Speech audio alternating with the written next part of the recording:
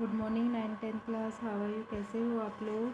आप लोगों को मैंने chapter carbon and its compound start करा रखा था, लेकिन वो सिलेबस में से हट गया है, इसलिए अब हम उसे नहीं पढ़ेंगे। तो हम चैप्टर स्टार्ट कर रहे हैं, चैप्टर 2 ह्यूमन सिस्टम। तो आपको ये पता ही लग गया होगा व्हाट्सएप से कि कौन कौन से चैप्टर आ रहे हैं और कौन कौन से हट गए हैं।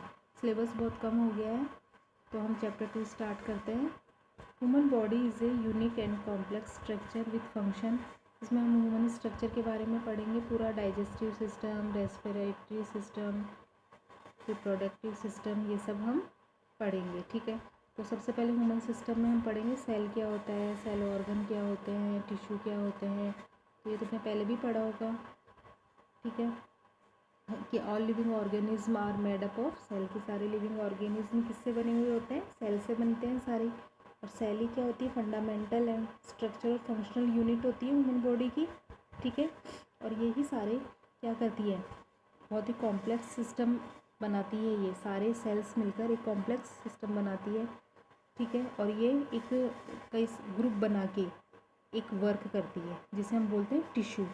तो खूब सारी सेल मिलके क्या बनाती है? टिश्यू जिसे हम टिश्यू बोलते हैं, और ये एक पर्टिकुलर वर्क करती है। फिर टिश्यू मिलकर क्या बनाते हैं? ऑर्गन्स बनाते हैं। ऑर्गन मिलकर ऑर्गन सिस्टम, और ऑर्गन सिस्टम मिलकर एक पूरी बॉडी बनती है।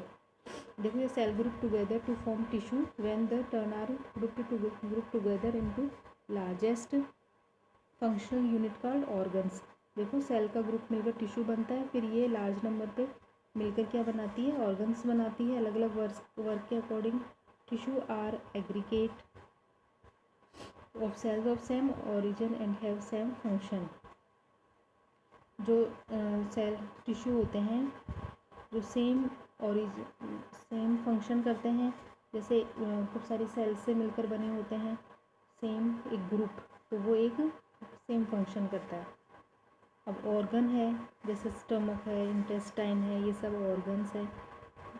ठीक है, तो ये जैसे स्टमक इंटेस्टाइन है, ये डाइजेस्ट के काम आएगा। जैसे रेस्पिरेशन में लंग्स है, ट्रेकिया है, ये रेस्पिरेशन में काम आएंगे। इस प्रकार अलग अलग ऑर्गन्स अलग अलग वर्क करेंगे।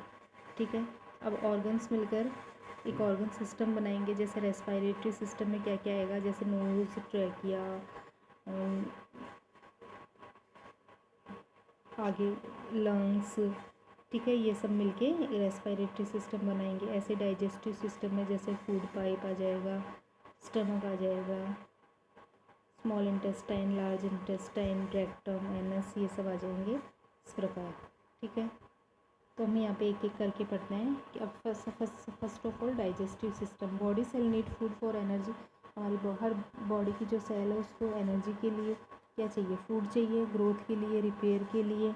The food that we eat in a quite different state from that the one that used by cell in the body. और जो हम कुछ भी खाते हैं वो सेल के द्वारा एब्जॉर्व कर लिया जाता है।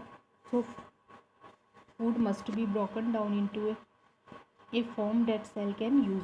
तो ये फूड का क्या होता है? डायरेक्ट जो हम फूड लेते हैं वो थोड़ा ना एब्जॉर्व करा जाता है। फिर पहले ये फूड ब्रोकन डाउन होता है, टूटता है, डाइजेस्ट होता है, जिसको सेल के द्वारा एब्जॉर्व करा जाता है। The process of breaking down of complex substance into simpler substance known as digestive. ठीक है, तो डाइजेशन क्या होता है? जो प्रोसेस होता है ब्रेकिंग डाउन का कॉम्प्लेक्स सब्सटेंस का सिंपलर सब्सटेंस में डाइजेशन होता है।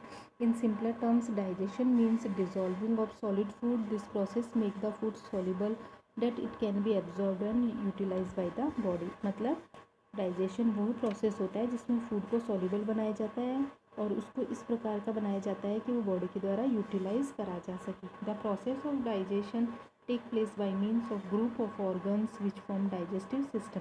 तो ये प्रोसेस है जिसमें एक पूरे ऑर्गन्स का ग्रुप काम आता है, जिसे डाइजेस्टिव सिस्टम कहते हैं। This system enables conversion of ingested food into simpler form.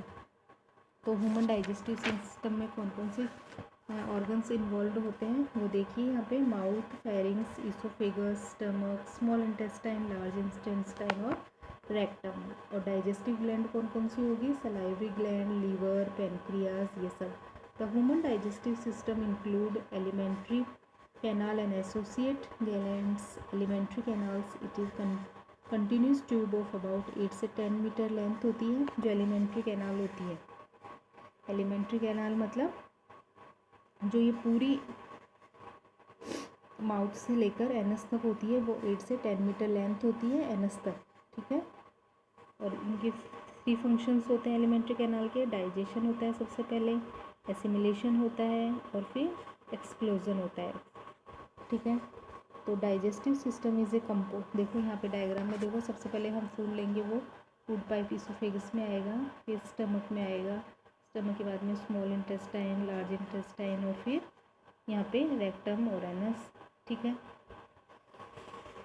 The digestive system is a composed of secretion that are largely responsible for breaking down of food. These are termed as digestive juice. Various digestive, तो यहाँ पे क्या होता है, जो food होता है उसका क्या ब्रेकिंग डाउन करा जाता है, उसमें डाइजेस्टिव जूस मिक्स करे जाते हैं, ठीक है, डिफरेंट ऑर्गन्स के द्वारा, जैसे सलाइवा के द्वारा, intestinal juice, pancreas juice, gastric juice, bile juice, ये सब डाइजेस्टिव जूस है, ठीक है, जो काम आते हैं, ठीक है। Each type of juice has different chemical composition and they are actively involved in digestion process of various stages. तो ये अलग अलग composition वाले chemical होते हैं जो अलग अलग stage पे काम आते हैं। These organs control that overall digestive system but produce digestive juice in small amounts and at a time, ठीक है।